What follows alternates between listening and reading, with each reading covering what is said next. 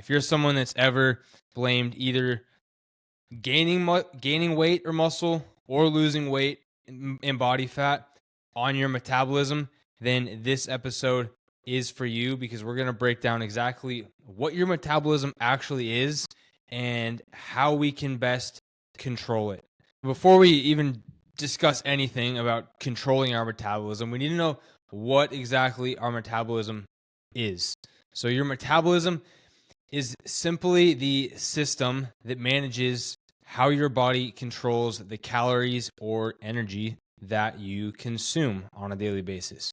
Now, it's something that is highly adaptive and constantly changing. So we aren't just born and this is our metabolism and it stays that way from age 1 till age 85. It's always changing based on various internal, external factors, the environments we're in, the things that we're doing, the things that we're consuming. It's always changing and adapting in order to keep our body at this sort of homeostasis or baseline point where we are alive and functioning. Our body simply wants to stay alive. That is the goal. So our metabolism is going to dictate how we use or store the energy that we're consuming in order to make sure that we are alive and functioning. The next thing we need to understand is we know that our metabolism now manages the calories that we consume. So there's two sides of the equation. You'll often hear me refer to calories in, calories out, being in a calorie deficit, all of that sort of stuff, because the calorie deficit will manage or dictate whether or not you are gaining or losing weight. And now the amount of calories you burn on a daily basis is going to change over a long period of time, even on a day-to-day basis in small amounts. But it's going to constantly be changing, and you can almost look at the system that is our total daily energy expenditure. That's one way to look at the calories out.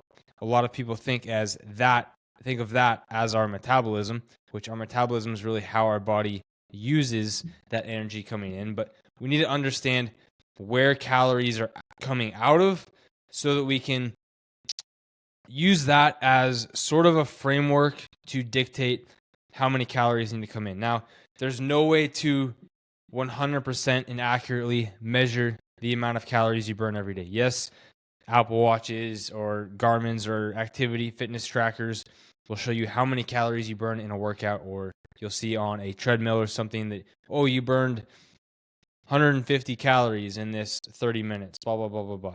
None of that is accurate. Everybody is different. There is no way to 100% measure that in a realistic day-to-day life. You can 100% do it in a lab, but there's no way to do it with any sort of fitness tracker or in your day-to-day life. So what we can do, though, is get a good idea of where our baseline is, and then there are some factors that we can manage and control with some certain data points, and some that are completely out of our control. So we're going to go through what the different components of TDEE are, total daily energy expenditure. We're going to touch on some hormones that impact our metabolism, and then we will go over what exactly we can control with the different components of our total daily energy expenditure, how we can optimize our thyroid and other hormones such as growth hormone and cortisol and insulin. So, number one, the different components of TDEE, total daily energy expenditure. There are 4 different parts of this. The first one, which makes up 60 to 70% of our total daily energy expenditure, total calories burned every day, is our BMR, which is our basal metabolic rate. And this is simply the amount of calories that your body burns at rest to keep you alive. So the calories your body needs to do things such as breathing, maintain circulation, and essential organ function. Now, the BMR is mostly influenced by your age, your weight, your muscle mass, and your genetics.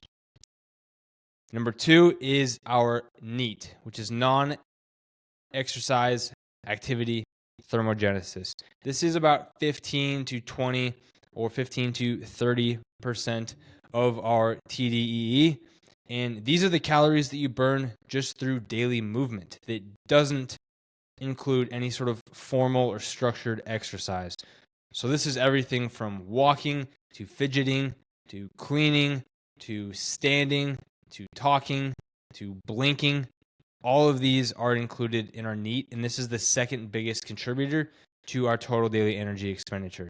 The biggest factor in fat loss outside of our diet is our NEAT. The next one is thermic effective feeding, or TEF. This is about 5 to 10% of our total daily energy expenditure. And these are the calories that we burn through digesting and processing food. Now, protein specifically, you'll hear people often say that eating more protein, you're going to burn more calories. And that is because it has a higher thermic effective feeding, meaning that your body is going to burn and use more calories in order to break down, digest, absorb, and store protein than it will for carbs or fats. The last one, which most people think is the biggest one, is exercise activity thermogenesis. That's only about 5 to 10% of our total daily energy expenditure, and we're not training every single day. At least you shouldn't be training every single day unless you're on some sort of performance enhancing supplements. But like I said, only 5 to 10%. Most people think this is the majority of it, and they can completely lose body fat and create a massive deficit by training hard for 1 to 2 hours a day. It's still only 5 to 10% of the total calories you burn every single day. And you can easily wipe that out with eating a little bit extra if you're not paying attention to your diet. So these are the calories simply burned through any structured workouts, whether that is lifting, running, cycling, swimming. Those are all structured workouts that are put into the exercise activity thermogenesis sector of our total daily energy expenditure. So now that we know where the calories we burn on a daily basis essentially come from, next thing we'll get into is a few different hormones that are going to impact our metabolism. And a lot of people blame the fact that they can't lose weight or that they're gaining body fat on their hormones. And I'm here to tell you that is not the case. Hormones essentially determine the way that you use energy, but they aren't going to dictate whether or not you are gaining body fat or losing body fat. They simply determine how you use the energy that you're taking in. The only thing that dictates whether or not you gain or lose body fat is a calorie deficit. No matter what anybody out there on the internet tells you, that is the only thing that determines that. And now a lot of people blame it on other factors like their hormones because these contribute to other things down the road, like we'll get into here with, we'll start it off with this, with our hunger hormones. So ghrelin and leptin. Ghrelin is going to be your main hunger hormone, so triggers hunger. Leptin is your satiety hormone, so basically tells you, all right, we're good, you can stop eating. And some of these new weight loss drugs, what they impact or what they could really act on or control is those hunger hormones. So it's going to essentially limit ghrelin, the production of ghrelin, so you're not going to have a huge appetite ever. Food doesn't really seem appealing anymore, and you're easily satisfied because you have higher levels of leptin. So that's where a lot of these weight loss medications are working. It's not necessarily, they don't have any mechanism that is getting your body to burn or get rid of adipose tissue. They simply make you less hungry and decrease your desire for food or your food drive. Your food drive is oftentimes the main thing that I would say is more so dictated or controlled by some of these certain hormones that leads to you over consuming calories, overeating, and the overeating is what leads to you putting on body fat or not being able to lose body fat. And your main hormones that do impact or essentially regulate your metabolism are your thyroid hormones. So your thyroid regulates the speed and efficiency of the metabolic processes throughout the body. And higher thyroid levels will increase things such as your heart rate, your body temperature, and your energy levels, which all lead to a higher basal metabolic rate, which means you're burning more calories throughout the day. Now, there's multiple different glands and hormones that are part of the thyroid. And basically how it works is your hypothalamus is aware of your energy levels. Then it releases thyrotropin releasing hormone, TRH. And then your pituitary gland is then stimulated by that TRH to produce and release TSH, thyroid stimulating hormone. And then in your thyroid gland, that thyroid stimulating hormone travels through the bloodstream to the thyroid gland, signaling it to produce and release T4 and a smaller amount of T3. So just right there, we have TRH, TSH, and T4 and T3. Now, if you're under chronic stress, whether that's physical, mental, emotional, any sort of chronic stress, the hypothalamus won't produce as strong of a signal to create more T4 and T3. And when energy availability is low, the thyroid will then downregulate. And that's where we see a lot of people attribute that naturally to, oh, well, because my thyroid isn't producing as much T4 and T3, I'm not able to lose body fat or gain body fat. And that simply changes the rate of metabolism essentially, but it's still not dictating whether or not you can lose or gain body fat. It simply might just mean that your BMR is going to be a bit lower. Now, when you diet, for instance, simply by being in a deficit and that stress on your body, your thyroid with that lower energy availability does downregulate. That naturally happens. When you diet, your thyroid is lower, leptin is lower, which is that satiety hormone. Cortisol is higher, which is your stress hormone. We've talked a lot about that in previous podcasts. Your sex hormones are very low. When you see people, especially like bodybuilders, get to those end stages of prep and they're very lean, very low in body fat percentage, energy is tanking, you have trouble sleeping, your testosterone is at a very, very low, unhealthy state. All these cortisol's higher, leptin's lower, your thyroid's lower. These are all just natural processes that happen through being in a deficit for a long period of time. And even though our metabolisms get slower and your hormones are quote unquote off, by controlling other variables of the metabolism, you can still stay in a deficit and adjust that in order to lose body fat. That's also where flexible dieting is crucial in managing the numbers in your macros, because you can make those adjustments as your metabolism gets quote unquote slower. With these other diets where we just have one rule where we eliminate carbs, once our metabolism adapts to that new level of calorie intake or energy intake, there's no more changes that you can make.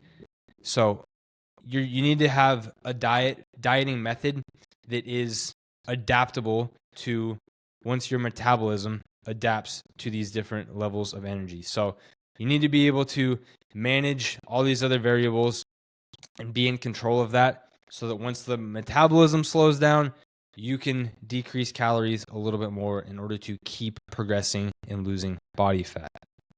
Your hormones won't stop or cause your body to lose or store fat. However, your hormones can impact where and how your body is going to use this energy. And your hormones can influence your behavior, making it harder to stick to the plan like we talked about with that leptin and ghrelin. Also, like we've mentioned a lot in previous episodes with sleep and talking about cortisol, when cortisol is higher and you're more stressed out, you're going to be a lot less likely to make good decisions around food. You're going to get less or more poor sleep, which once again increases ghrelin, making you hungrier and more likely to overeat. So, not going to dive too much into hormones on this episode, but there is kind of a brief overview. If you guys want, we can definitely do more on that in the future, or I'll probably have somebody who is more of a professional and expert in that specific space come on and talk about some of these things. But I think the main takeaways here with hormones are these three things. I'll repeat them again. Hormones won't stop or cause our bodies to store or lose fat. Your hormones can impact how your body uses the energy, and your hormones can influence your behavior, making it either harder or easier to stick to your plan. So those are the three main things that I think we all need to keep in the forefront of our mind when dieting, so that we're not using these sort of as a crutch to why we can't seem to lose weight or make progress. Now, we'll always throw in there that there is a very, very small subset of the population that is different and has certain issues or dysfunctions or disorders. But for 97, 98% of you, this holds true, and this is the case. So jumping back now to the 4 components of TDEE, and this is getting into essentially how we can control our metabolism, or areas that we can have influence over in order to make losing body fat easier, or make gaining weight and putting on muscle easier if that is your goal as well. So first, we'll jump into the components of TDEE and see which ones that we can have more impact over. So the first one, basal metabolic rate.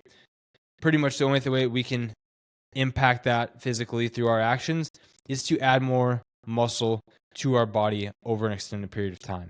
So the more muscle you have, muscle requires a lot more energy than body fat does. So the more muscle you have, the more calories your body is going to burn at rest just to keep that muscle there and function. So adding more muscle to your body over time will naturally increase your basal metabolic rate. That's also why you'll see people like bodybuilders. Now, granted, they go through phases of gaining and cutting, and they try to put on as much weight as possible. People that have a lot of significant amount of muscle, it just seems a bit easier for them to stay lean. And that's because their body is burning way more calories than somebody who is, say, skinny fat, who doesn't have a whole lot of muscle. Their body doesn't need a whole lot of nutrients to survive and maintain the tissues it has. So the more muscle you can put on your body and on your frame, the easier it is going to be to get lean. The next one, NEAT, non-exercise activity thermogenesis. The biggest thing we can control here is move more throughout the day. The number that you can use to track this, that we use with all of our clients, is simply a daily step count. Now, when we're in a calorie deficit and consuming less energy, we have less energy intake, your body is naturally going to down-regulate some of these kind of unnecessary functions. So if you're somebody that is always fidgeting and you get into a calorie deficit, you'll notice that naturally you stop fidgeting. You have less of a desire to get up and move, to go on walks. So we need to make sure that we're still keeping our daily activity levels relatively high.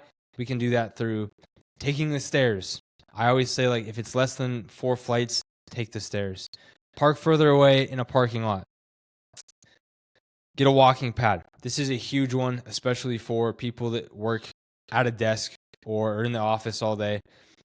Get a standing desk, put a walking pad under it. You can be walking while you're watching trainings, on Zoom calls, typing on the computer all day long. Or have a treadmill or a walking pad in front of your TV at night. So when you want to watch Netflix, you can kill 2 birds with 1 stone. Watch your episode of Netflix, get 45 minutes in. Boom. It's going to be a whole lot easier to get lean doing that than if you're just sitting on the couch doing those same exact things. Go for a walk while you're on the phone or on phone calls or listening to a podcast. Just move more throughout the day. I'd say if your goal is to get lean, find what your average daily step count is right now. Add about 2,000 to that. That's a great starting point. But everybody, just for health benefits, even regardless if you're trying to lose body fat, I think everybody should be walking a minimum of 6,000 to 7,000 steps a day for sure. So, thermic effect of feeding. This is the energy it takes our body to digest, store, break down these nutrients and food we consume. How we can increase this is simply by choosing more whole, nutrient-dense foods. and consume adequate amounts of protein. We talked about protein has the highest thermic effect of feeding.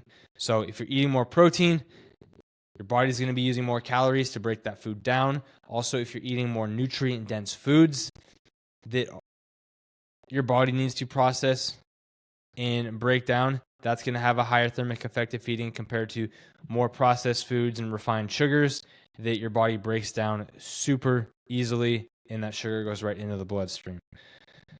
The last one, exercise activity thermogenesis. This isn't as big of a contributor when it comes to fat loss, as it's only 5 to 10% of total daily energy expenditure.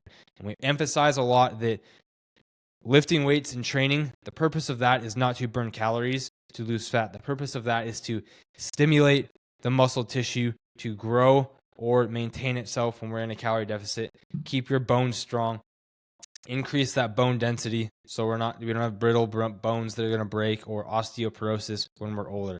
So lifting is about maintaining the health of your bones and your muscles, not necessarily about burning calories in order to lose body fat. So challenge yourself with your workouts. Make sure you have progressive overload and keep increasing the weight over time. So recap here on how we can impact our TDEE. Put on as much muscle as we can over longer periods of time. Move more throughout the day. Increase your daily steps. Take the stairs. Park further away in the parking lot. Get a walking pad if you don't have one. That is a huge, huge hack. Eat whole nutrient-dense foods, adequate amounts of protein consistently to keep that thermic effect of feeding high, and then push yourself in the gym. Next, how we can optimize our thyroid, make sure it's functioning properly. The first one is eat whole foods with adequate amounts of iodine, selenium, zinc, iron, and vitamin D. These are all nutrients that impact your thyroid function, and all nutrients that if you're eating a mainly processed food diet, you're going to be lacking some of these. And in our 6 essential supplement podcast, we talked about zinc and vitamin D as 2 that everybody should be supplementing with. If you're eating plenty of red meat, you should be getting a good amount of iron. For iodine, our best sources of iodine are going to be seaweed, fish and shellfish, dairy products, milk, yogurt, cheese, eggs. The yolks are going to contain iodine. We talked a lot about egg yolks in multiple podcasts now. That egg yolk is essentially like nature's multivitamin. There's so many different nutrients in the yolk. Granted, that is the fat in the egg, but I would highly recommend having 1 and 2 whole eggs every single day for all the nutrients that are in there. And then simply iodized table salt, like I talked about, it's going to be the easiest way to get that daily source of iodine in there. Next thing we can do to optimize our thyroid is manage our stress. We talked a lot about, both in the testosterone podcast and the sleep one, how cortisol itself is 100% necessary. We need it, but we don't want it to be chronically elevated. So we need to manage our stress in order to optimize our health in so many different ways. So how can we do this? Prioritize your sleep. That's going to be number 1. Breath work. I always recommend this with a lot of clients, especially the business owners and super busy people. Use your Google Calendar. If there's something that isn't important enough to be on your Google Calendar, it's not worth stressing about. And if it is important, put it on your Google Calendar so you don't have to stress about it, because you know exactly when it's going to fit in your day and when it is going to get done. A lot of stress just comes from not being organized. So keep your house organized. Keep your office organized. If you have clutter everywhere, it's just going to cause a whole lot more stress in your life. So be organized. Use a Google Calendar. Prioritize your sleep. Do breath work. There's plenty of guided breath work things that you can get off of YouTube or other kind of courses or platforms.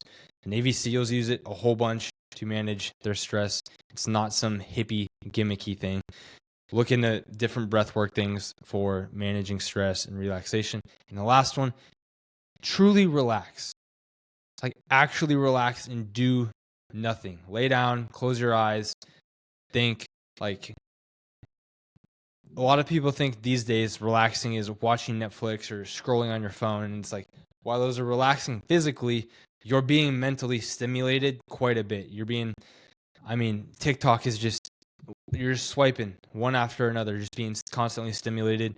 Movies, whether they're action movies or dramas or everything, like that's a stimulus to you and you're not able to fully relax. So actually take time to truly relax on a daily basis.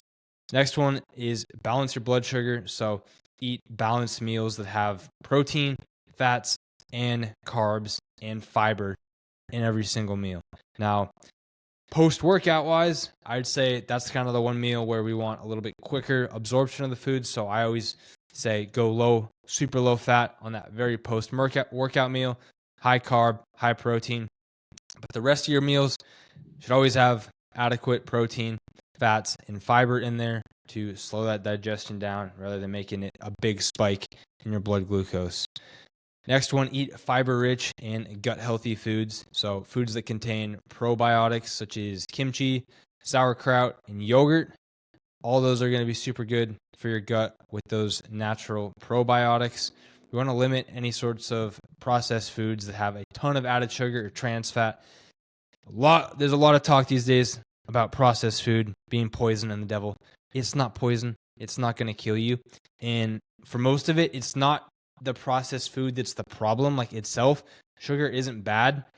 It's the lack of nutrients that come in those foods. So we can eat those foods. They provide us with calories and energy, but they're not providing us with a lot of the micronutrients that our body needs. So in a day, in order to maintain our body weight or lose fat or gain muscle, whatever it is, we have a certain amount of calories allocated. And if the large majority of those calories are taken up by processed foods that lack these nutrients, then you don't have a ton of calories left to get foods in that are full of the nutrients. So fill 80% of your diet with these whole nutrient dense foods to make sure you're getting all of the micronutrients that you need, and then use that last 15 to 20% of your calories each day or of your diet to have foods maybe that you enjoy or that are a little more convenient when you're traveling or in the car or on the road. Next one, exercise regularly. So train frequently, but don't overdo it at the same time. And incorporating breaks and deloads into your training is also very important. But at the same time, most of us don't need to plan or incorporate those in because they kind of happen naturally just with our life and vacations and travel.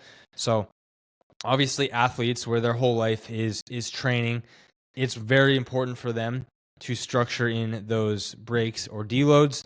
But for a lot of us, like we have a weekend every couple months, or we go on vacations or things like that where it's not really in the game plan to lift or train, or we don't have access to gyms. So it's like those deloads and breaks just kind of happen naturally.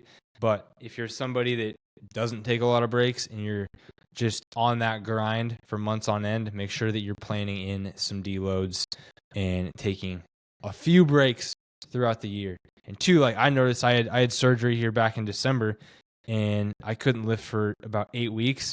When I came back, I felt good. Like I was a little worried all the gains are going to go away and going to be a lot weaker than I was. And I came back and I was incline pressing 100-pound dumbbells better than I was before. So sometimes it's like when we're training super hard for months on end, we need a little break to kind of let our body recover and then prime itself again to make another push and continue to progress.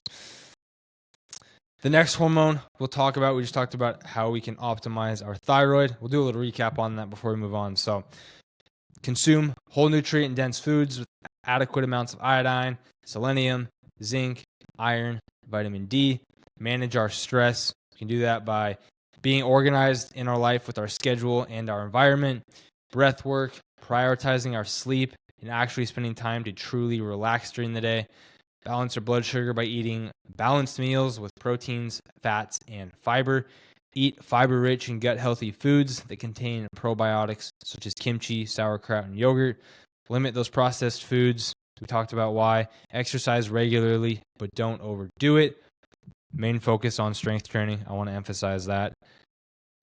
Oh, last one. Do your blood work. So if you've never had blood work done, highly recommend going and getting that done. Do a complete comprehensive blood panel as well. And there's plenty of companies nowadays that'll go through that with you through some sort of telehealth doctor where you don't necessarily need to go into your primary physician.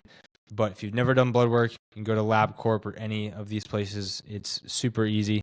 And as far as looking at your thyroid, once again, at TSH, T3, T4, thyroid antibodies, look at all those. And then with your doctor, you can address any deficiencies there. But along with that, make sure that you're doing all these other things to optimize your thyroid. Don't just completely disregard living a healthy life and then go get blood work done and then get on some thyroid medication.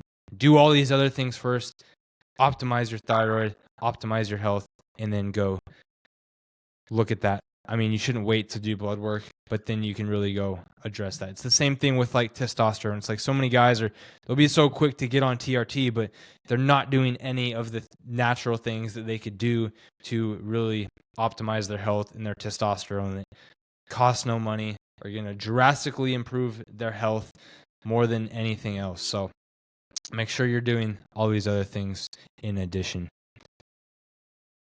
Insulin-wise, insulin is going to be primed for that nutrient absorption and muscle growth after our workouts because its main role is dictating where the carbs get used or stored. So it's going to push them into muscle glycogen and liver glycogen, which is where carbs get stored first.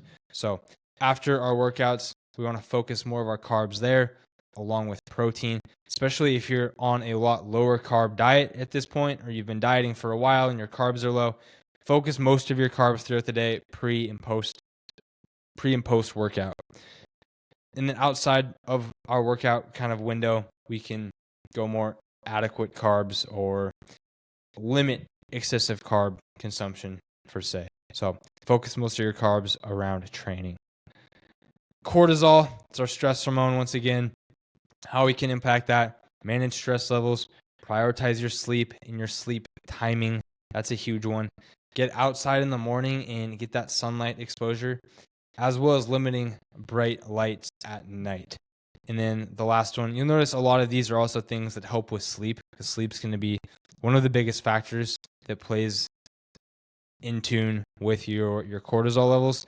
And the last one's limit caffeine. So caffeine has a half-life of 6 hours, meaning every 6 hours, the amount of caffeine in your system will get cut in half.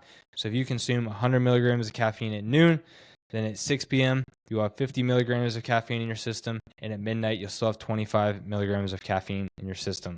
So try to limit that caffeine consumption, especially if you're someone that has trouble sleeping or you're constantly stressed out or you wake up tired. You might fall asleep good, but you constantly wake up tired or wake up throughout the night and your sleep quality isn't there. Try to limit that caffeine consumption a bit more. The last hormone, growth hormone.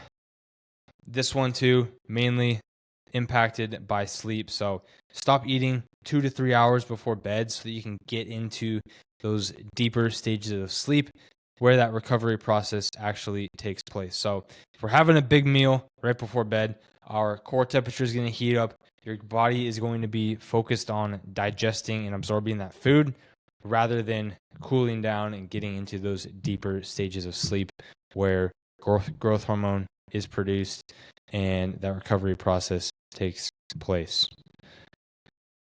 Last one we'll touch on is sex hormones. We mentioned this before, testosterone. Simply just don't diet for extreme periods of time. You shouldn't be dieting for years on end. You should be dieting in phases. So whether you want to do a 12 to 16 week block or you want to go like 4 weeks in a deficit, 2 weeks of maintenance, 4 weeks in deficit, 2 weeks of maintenance. Take diet breaks. Don't excessively diet for extreme periods of time because like we talked about earlier, that's going to have a huge negative effect on your body's production of those sex hormones. So that is it for this episode. Controlling your metabolism. Give you a pretty good list of things that you can do to impact and optimize your metabolism. So hope you guys took notes. Impact or